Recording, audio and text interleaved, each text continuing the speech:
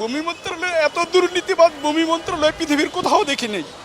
বাংলাদেশের মতো এই ভূমির যন্ত্রণা মানুষ সহ্য করতেছে, এটা আমার আর বলার কিছু নাই।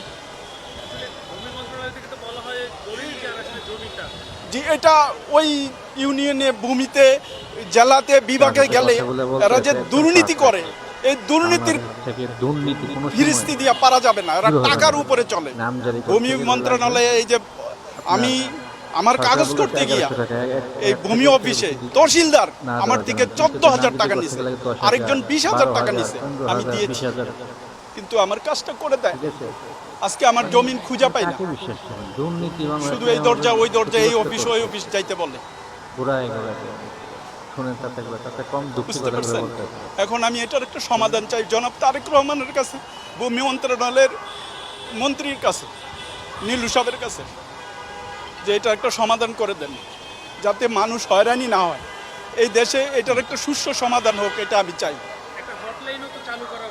ওই লাইনে যে অভিযোগ করলে ওনারা বলে আপনাদের অভিযোগ আমরা রেখেছি, এই আমরা দেখব, আমরা যথার্থ মন্ত্রণালয়ে আমরা এটা পাঠিয়ে দেব, কিন্তু কি হয় এটা তো আপনারা বাস্তবে আমরা পাইতেছি।